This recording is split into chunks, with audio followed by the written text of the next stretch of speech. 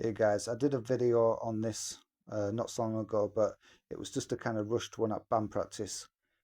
So I'm just going to explain it a little bit more clearly this time. So start off to set your PA for optimum sound. Start off like this with everything down, and then the problem I had was the speakers at the practice room this time were set really loud. They were set really high. So first of all, I didn't have anything on here. These were all down. Nothing on. I brought the master up to Unity, like as if you would, and I could just tell, even just by having the master up like that, um, there was this noise and hissing sound coming from the speakers because the speakers were set so high. So I couldn't have the master up full. It just sounded bad. But there's a if you get that, if you get to a practice place and the speakers are set too high, you've got no control over the volume and they're up really loud. um, when you turn up a master to Unity, like as you know, the way that you should, if you have that issue, then this is what you do for optimal sound without feedback. So just set your gain first, have everything down here, set your gain, sing into the microphone as loud, the loudest part that you're going to sing, and just make sure that this light, get to the point where that light is starting to light up. It'd probably be about there at 2 o'clock. It depends how loud your voice is or how loud you're gonna be singing. But get it so that it starts to peak, and then when you find that point, just edge it back ever so slightly so that you're not getting a peak light. I think probably if you get a slight bit of peaking, it's not a massive issue in my opinion. Um, but then, yeah, next, probably if the speakers are really loud, maybe not even use full here. But if the speakers are, you know, just a little bit too loud, then you could probably set this one to Unity OK. And then finally, and this is the part that is most important, only use a tiny bit of master. So have everything just set like usual here, and use your master as if it was the speaker volume, and you get the better results there. It's just like having controls of the speaker volume. So the speaker volume's usually underneath.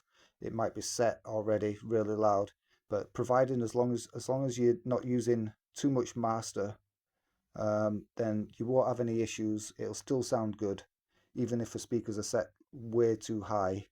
So just make sure that you control the volume with your master. So you have everything here, just like you normally would, and then control the volume really low. It might look unusual to have your master set so low, but it will provide better sound with less feedback. So then just bring it up to the point where it starts to feedback again, as I said before. Just find that point now that these are set, find the point where it's just starting to feed back. It might be here perhaps. Find that it's just starting to feed back, and then pull it down a little bit so that it stops feeding back. And then, yeah, like I say, it might look unusual to have your master set so low, but when you've got no control over the speaker volume, it could be over there, it could be over on the speakers if they're active, or it could be passive if we've got an amplifier underneath. But either way, you probably have no access to it, or it might be locked. Sometimes that happens, and when it's like that, then the best option is to use the master low. Have the master lower, really low, and just have these like normal. Make sure you're not undergaining or overgaining.